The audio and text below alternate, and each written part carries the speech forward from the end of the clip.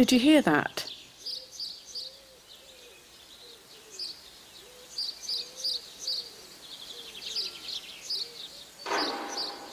That noise. You hear it all the time these days, but I still remember the first time I ever heard it.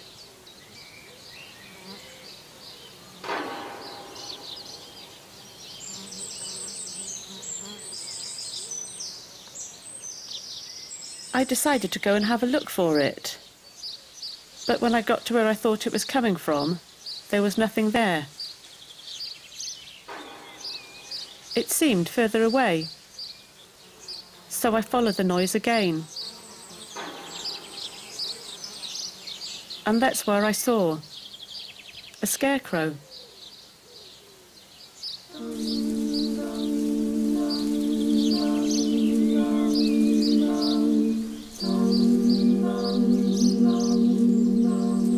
It was looking to the west, and that seemed to me where the noise was coming from.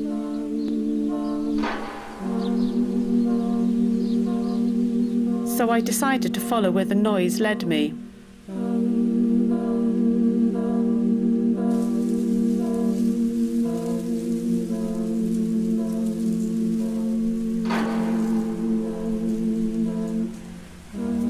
As I walked over the ridge, there was another.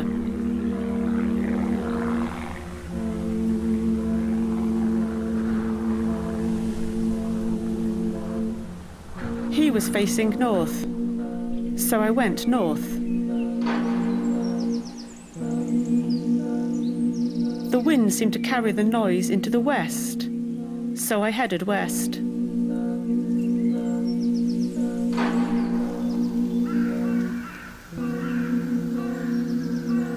It was cool in the woods, and I felt nature come alive around me.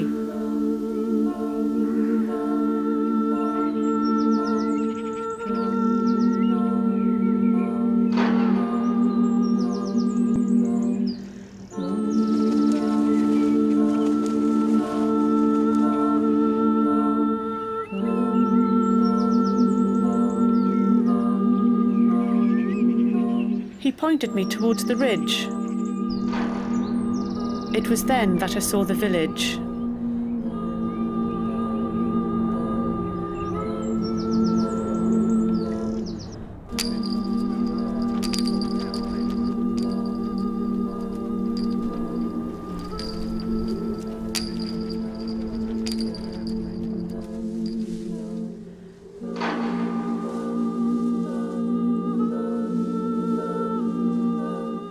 But the noise wasn't coming from there. Beyond the village, there was a man teaching children the old traditions of scaring crows.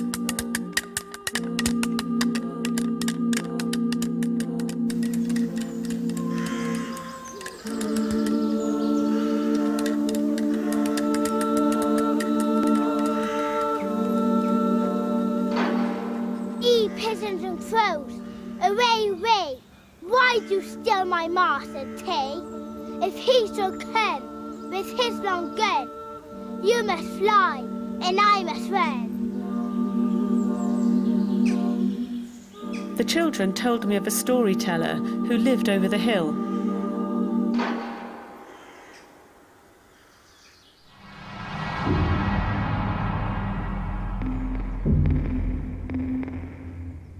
Was this him?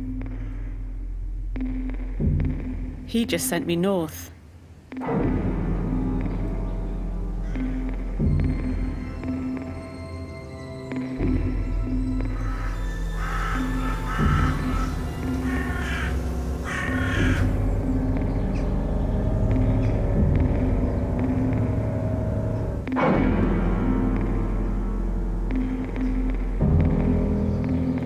There were 3 of them on the edge of the woods, daring me to go in.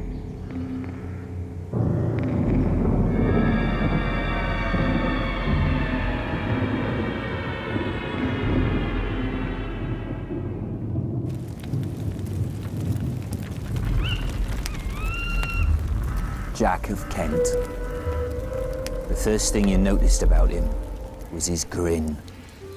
He had a grin so wide that two ends nearly met at the back of his head. One time a farmer said, "Jack, if I pay you, will you keep all the crows out my wheat field while I'm down at the market?" Jack agreed at once. The farmer left Jack peering at the roofless barn that was beside the field. When the farmer reached the market, there was Jack leaning over one of the cattle pens. "What are you doing here?" said the farmer. "You should be back in my field." "Don't worry," said Jack. "The wheat is safe." The farmer was so concerned, Jack took him straight back to the field.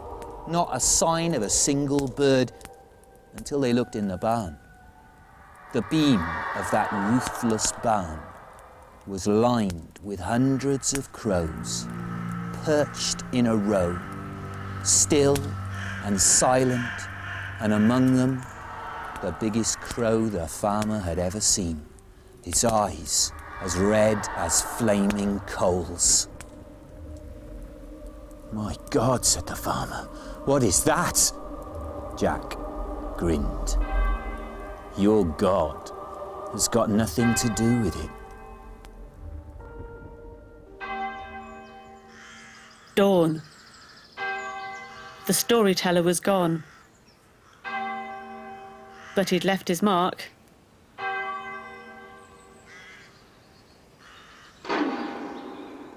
The sound was getting closer.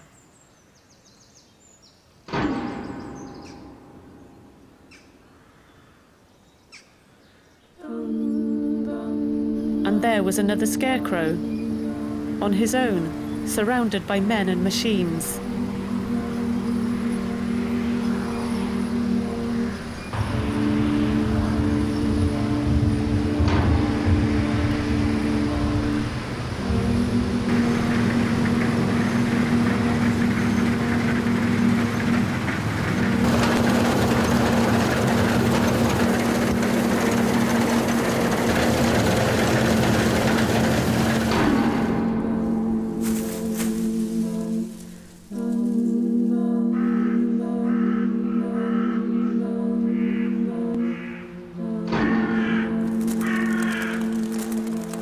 The crows didn't like it at all.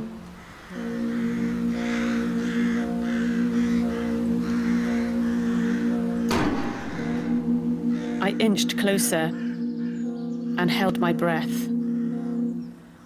And there it was. And suddenly, I understood the sound I had been following. It was the future.